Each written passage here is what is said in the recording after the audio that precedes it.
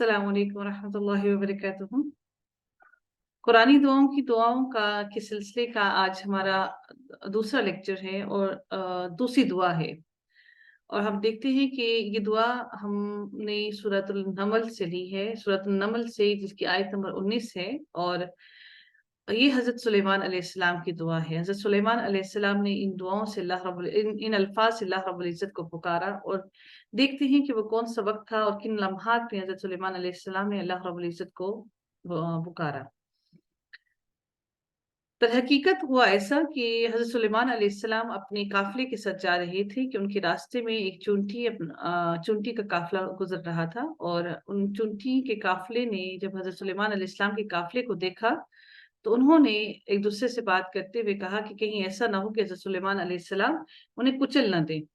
لیکن وہ یہ بھی جانتی تھیں چونٹیاں کہ حضرت سلیمان علیہ السلام اپنی انصاف کی وجہ سے بہت مشہور بھی تھے، بہت پاپولیرٹی تھی ان کی، نہ تو صرف انسانوں میں بلکہ جانوروں کے اندر بھی وہ پاپولر تھے۔ اٹ مینس کہ حضرت سلیمان علیہ السلام کی شہرت نہ صرف انسانوں میں بلکہ جانوروں، پرندوں اور حشرات کے درمیان بھی ان کی شہرت تھی۔ جب وہ آپس میں بات کر رہی تھی چونٹیاں، تو حضرت سلیمان علیہ السلام کو یہ بات سنائی دی۔ اس کے سننے کے بعد اللہ رب العزت کا انہوں نے شکر ادا کیا، اور آغاز ہوتا ہے آیت نمبر 19 کا ان الفاظ سے، فَتَبَسَّمَ ضَاحِكًا مِّن قَوْلِهَا۔ اس سے مراد ہے کہ فتبسم ضاحکم در حقیقت جو فتبسم کا لفظ جو ہے وہ تبسم سے نکلا ہے، جس کے معنی بعض اوقات غصے اور ناراضگی کے بھی ہوتے ہیں، جیسے کہ کعب بن مالک رضی اللہ تعالیٰ عنہ کی حدیث میں ہے، حدیث توبہ میں ہے، تبسما تبسم المغضب۔ بخاری شریف کی حدیث نمبر 418 کے اندر ہے کہ رسول اللہ صلی اللہ علیہ وآلہ وسلم نے مجھے دیکھ کر مجھے دیکھ کر مسکرائے۔ غصے والے کی طرح مسکرانا یہاں پر ذکر کیا گیا ہے، تبسم المغضب۔ لیکن اللہ رب العزت نے یہاں پر جو الفاظ استعمال کیے ہیں وہ الفاظ استعمال ہوئے ہیں فتبسم ضاحکم۔ ضاحکن کا لفظ جو ہے وہ ظاہر کرتا ہے کہ یہ مسکرانا خوشی سے مسکرانا تھا۔ اب حضرت سلیمان علیہ السلام یہاں پر مسکرا رہے تھے، کس بات کی وجہ سے مسکرا رہے تھے؟ من قولھا، اس چونٹی کی بات سن کر وہ مسکرائے، اور مسکرانے اور ہنسنے کی وجہ ایک تو چونٹی کی دانشمندی بھی تھی، اور اپنی قوم کی خیر خواہی پر تعجب تھا۔ دوسری وجہ ایک نیک شہرت پر خوشی تھی کہ چونٹیاں تک جانتی ہیں کہ سلیمان علیہ السلام دانستہ کسی پر زیادتی نہیں کرتے، جان بوجھ کر سمجھ بوجھ سے کسی پر زیادتی نہیں کرتے۔ پھر حضرت سلیمان علیہ السلام نے فرمایا، وقال ربی اوزعنی، چونٹی کی آواز سن لینا، یعنی کہ چونٹی اتنی باریک سی چیز کی بھی آواز سن لینا، اور سننے کے بعد انہوں نے اللہ رب العزت کو پکارا، پھر اس کی بات سمجھ لینا، پھر اپنی نیک شہرت، یہ سب ایسی چیزیں تھیں کہ سلیمان علیہ السلام کا دل فخر اور غرور کی بجائے شکر کے جذبات سے لبریز ہو گیا، مگر یہ سوچ کر کہ میں اس نعمت کا اور ان کی تمام نعمتوں کا شکر ادا کر ہی نہیں سکتا جو اللہ تعالیٰ نے مجھ پر اور میرے والدین پر کی ہیں۔ حضرت سلیمان علیہ السلام کے والد حضرت داؤد علیہ السلام کے بارے میں بھی انہوں نے کہا کہ جو نعمتیں تو نے مجھے اور میرے والدین کو دی ہیں، میں ان کے بارے میں شکر ادا کر ہی نہیں سکتا۔ انہوں نے اللہ تعالیٰ سے شکر کی توفیق عطا کرنے کی دعا کی۔ اب یہ بھی توفیق مانگی انہوں نے کہ اللہ تو مجھے شکر کرنے کی توفیق عطا فرما۔ والدین پر نعمت بھی آدمی کے حق میں نعمت ہوتی ہے۔ اگلے حصے میں انہوں نے کیا دعا کی؟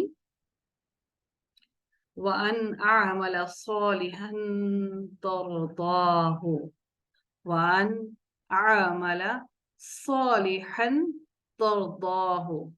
عمل صالح وہ ہے جو خالص اللہ تعالیٰ کے لیے ہو اور اس کے بتائے ہوئے طریقے کے مطابق ہو۔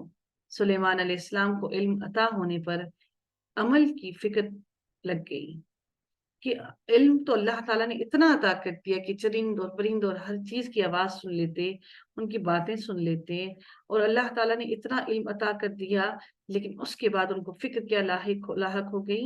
عمل کی۔ وَأَنْ أَعْمَلَ صَالِحًا، نیک عمل کرنے کی، تَرْضَاهُ، جس سے راضی ہو جائے اللہ۔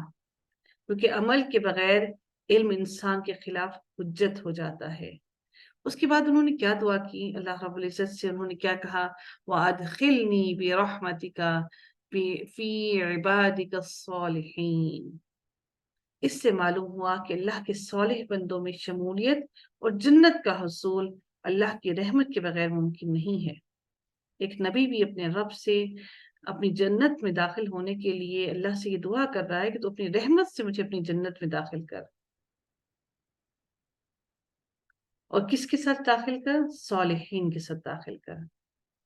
ابو ہریرہ رضی اللہ تعالیٰ عنہ فرماتے ہیں کہ میں نے رسول اللہ صلی اللہ علیہ وآلہ وسلم کو فرماتے ہوئے سنا کہ آپ صلی اللہ علیہ وآلہ وسلم نے فرمایا،